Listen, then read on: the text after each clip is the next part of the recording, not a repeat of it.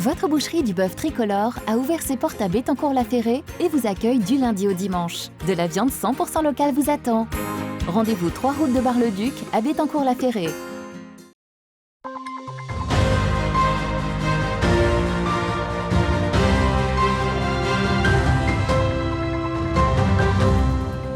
Mercredi 10 janvier, bonsoir et soyez les bienvenus dans votre 15 infos. Voici les titres de l'actualité. Les soldes ont débuté partout en France. En Lorraine, c'était il y a déjà une semaine. Le début est pour le moment très faible. Le champagne a-t-il encore la cote au lendemain des fêtes? Nous avons enquêté. Le froid continue de toucher la région, laissant émerger des actions caritatives. Hier, c'était les maraudes sociales. Ce soir, les camping-cars du cœur. C'est une première journée de soldes d'hiver mitigée pour les commerçants. Plusieurs estiment que c'est encore trop tôt pour espérer séduire la clientèle, tandis que d'autres misent sur la vague de froid et les fidèles. L'omniprésence des promotions dans les vitrines des grandes enseignes y serait également pour quelque chose. À Chaumont, Loïs Large. Les premiers mails et SMS avec des pourcentages plus ou moins élevés ont été reçus. Pas de doute, ce mercredi marque bien le début des soldes d'hiver pour une durée de 4 semaines. Les habitudes restent inchangées, mais dans ce magasin de sport, on regrette le temps où il ne débutait qu'à la fin du mois de janvier.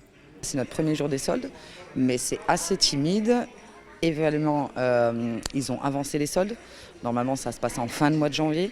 Donc là, après les fêtes, etc., c'est un peu plus délicat quand même. C'est trop rapproché des fêtes de fin d'année, des ventes privées, parce qu'on a eu notamment les ventes privées juste après les fêtes, et ensuite les soldes. Donc là, ça fait beaucoup de choses pour les clients. Ouais. Au-delà de ce lancement jugé prématuré, d'autres facteurs sont venus freiner l'engouement. À commencer par l'inflation, qui est estimée à près de 5% sur l'année 2023, ou encore les résolutions des Français visant à adopter une consommation plus contrôlée et respectueuse de l'environnement. Malgré ce contexte, la tendance semble plus encourageante dans cette boutique de prêt-à-porter. On a le temps qui est avec nous justement, il fait froid, il fait sec, donc du coup les clientes viennent bien. Et c'est vrai que toutes les clientes qui ont eu des cartes cadeaux à Noël viennent souvent les dépenser dans cette période-là pour profiter des promotions. Les soldes ont déjà été raccourcis à 4 semaines contre 6 semaines avant. Après, pour nous, ça ne change pas grand-chose. Et encore, ça va parce qu'il y a certaines régions qui commencent encore une semaine avant nous. Donc nous, ça va. Ça ne nous dérange pas plus que ça. Si les faibles températures haut-marnaises poussent les consommateurs à passer les portes des magasins, on estime que près de 60% des Français envisagent de renoncer aux soldes d'hiver de cette année ou d'y consacrer un budget plus faible. Les bulles de champagne font-elles encore frémir nos envies dans les périodes de fête? Une question qui n'apporte pas de très bonnes réponses pour notre région très viticole. En effet, les ventes de ce breuvage ont baissé, allant jusqu'à moins 20% des ventes en grande et moyenne surface. Clémentine Coppola et Clément Marco. Dans la fraîcheur hivernale, les vignes de Champagne se dévoilent. Même si elles perdent leurs feuilles pour la saison, elles se préparent à produire les raisins qui serviront à la création de la précieuse boisson. Depuis des siècles, ce pétillant apprécié dans le monde entier est couru de tous les Français pendant les fêtes de fin d'année. Pourtant, entre le 1er janvier et le 3 décembre 2023, les ventes ont chuté de près de 20,7% dans l'ensemble des circuits de la grande distribution française. Une baisse que les vignerons de la région n'ont pas ressentie car les ventes de champagne dans les grandes surfaces ne représentent que 27% des ventes totales en France. Alors nous, on est vraiment sur tout type de clientèle, c'est-à-dire qu'on va du client particulier qu'on accueille directement au magasin jusqu'à des plus gros importateurs dans divers pays du monde comme les États-Unis et le Japon. Et sur tous ces pays-là, ça marche aussi bien. Dans sa cave, Clément stocke près de 34 cuves.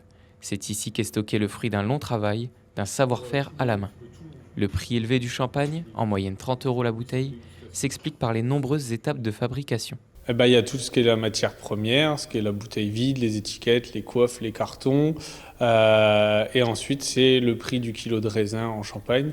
Il est lié à tout le travail qu'on fait toute l'année dans les vignes. Donc en ce moment, on taille, tout est à la main, la vendange est à la main, le travail dans les vignes est globalement quasiment tout à la main. Dans la Marne, même si une baisse des ventes de 7% a été constatée, Clément n'a pas été confronté à cette perte. La comparaison se fait d'ailleurs avec 2022, une année record en termes de vente de champagne. Le champagne n'est pas le seul produit à ne plus avoir la cote.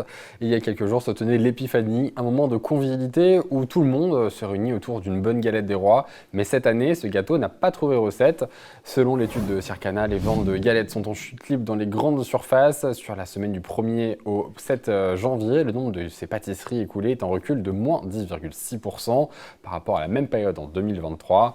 Les hausses de prix permettent de limiter la baisse de chiffre d'affaires qui recule tout de même de 6,4%.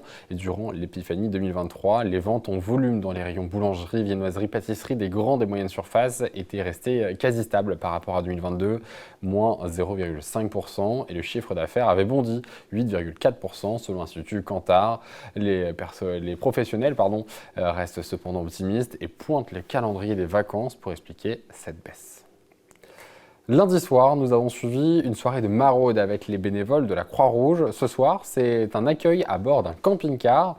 Durant ces jours de froid, les actions sociales et humanitaires sont d'autant plus importantes. L'association Bragarde L'Accueil propose un accueil de jour et un accompagnement social lancé depuis quelques mois. Voici leur camping-car du cœur. Gaël Bossu est monté à bord pour une matinée. Dernier préparatif, mais pas pour un départ en vacances. À bord de leur camping-car, Cindy et Gary vont au contact des gens dans le besoin pour leur apporter du réconfort.